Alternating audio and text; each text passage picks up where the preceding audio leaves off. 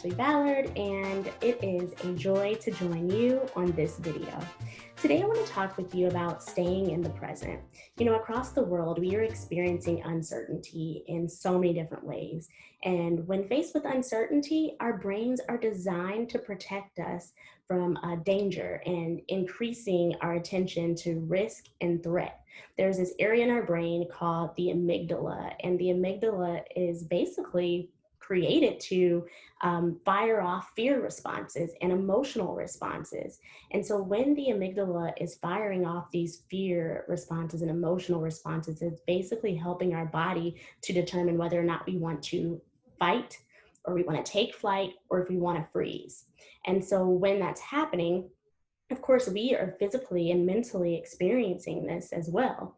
And so, one of the things that we have to do when we feel ourselves becoming consumed with uncertainty and finding ourselves feeling overwhelmed by strong emotions, we have to begin to focus our attention on what's going on in us and around us. Then this will begin to settle us. If we allow ourselves to become consumed with uncertainty and things that are outside of our control, then we end up making ourselves physically and emotionally sick oftentimes. Now, one of the easiest ways to begin to allow ourselves to just focus on what's going on within us and around us is to really begin to just be mindful of and being intentional of just everyday things that are taking place that we may commonly take for granted.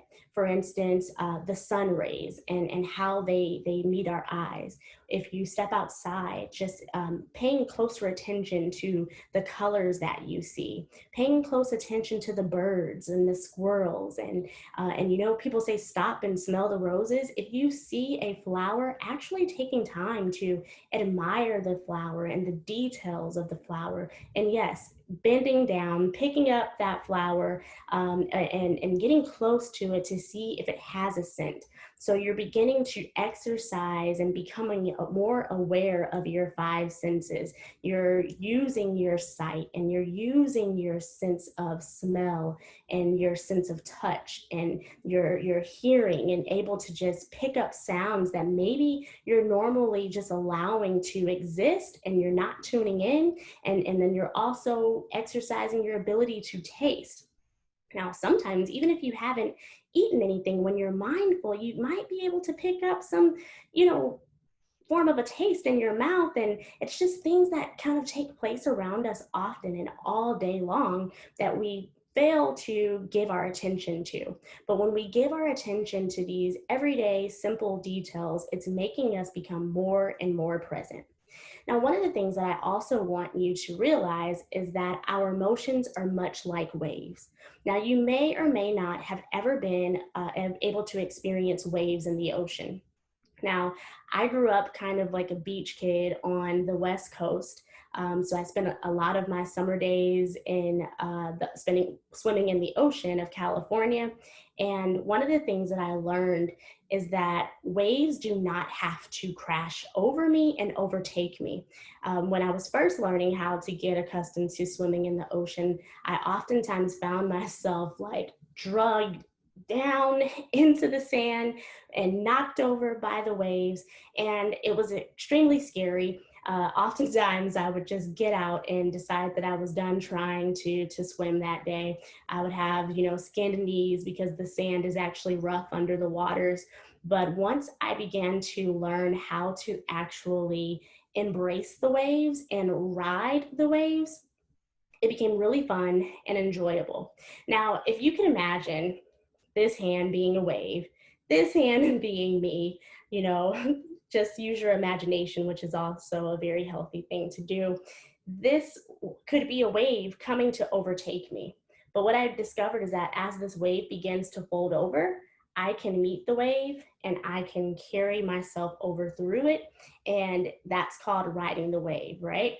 So when we allow waves to come, waves of emotions, and knowing that they may roll in slowly, they may roll in frequently. One thing that we know for sure as well, that if our emotions are like a wave, they do not last. They actually come and then they go, because no one wave stays. When waves come rolling in, they always fold over and then they recede and they go away. So if you've never really been able to see a wave crash, I encourage you to, just Google waves crashing on YouTube, or Google, and look up videos on YouTube for waves crashing, so that you can really see that visual demonstration. And then you may get an understanding of what I mean by riding those waves and just allowing yourself to coast over as the wave falls over. Now, I want you to take a second just to begin to practice this point of this ability of being mindful. I want you to just listen to these waves as they begin to crash, and listen to the sounds of how they slowly come in, and the difference and the changes of the sound as they roll in and as they roll back. Also allow this moment to just be enjoyable for you. And then we'll come back and I'll share 2 additional steps that you can take to just remain in the present.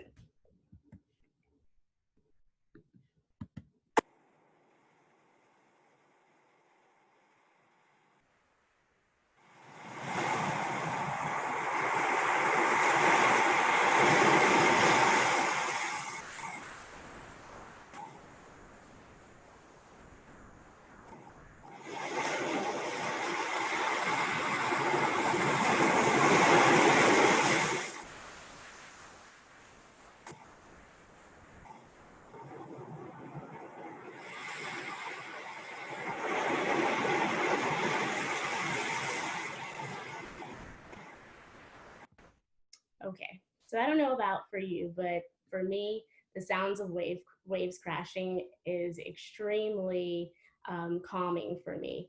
And so you could imagine that I could have actually just let that play for a longer amount of time. But I hope that you did, if you were able to get an idea of what I was referring to. You can hear the waves coming and folding over gently, and then as they begin to recede, there's this loud crashing sound as the additional waves are coming and rolling in. So again, waves and emotions are very similar. Your emotional waves, they come and they go. They do not stay. They come in slowly. But as you stay in the present, your job is to realize that you have strength and an ability to ride those waves. Those waves of emotions are not going to consume you, and they are not going to crash over you and drown you. So as you realize your strength to overcome and to ride these waves, one of the things that you want to remember to do is naming your emotion. You name it so that you can tame it. If it's a negative emotion, then you want to be able to place it under your control. And one of the ways to do that is to actually name it, to identify the emotion and what it is causing you to feel.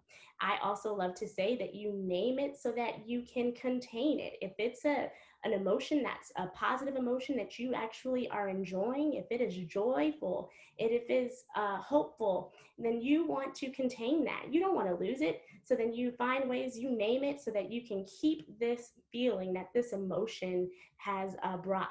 And so joy, I always say, is something that we can choose. And then we can find time to create joyful moments. We don't have to lose our joy. There are things that happen based upon circumstance that can decrease our joy and make it seem as if joy has gone away. But we definitely always have opportunity to tap back into joy and make it be present in our life.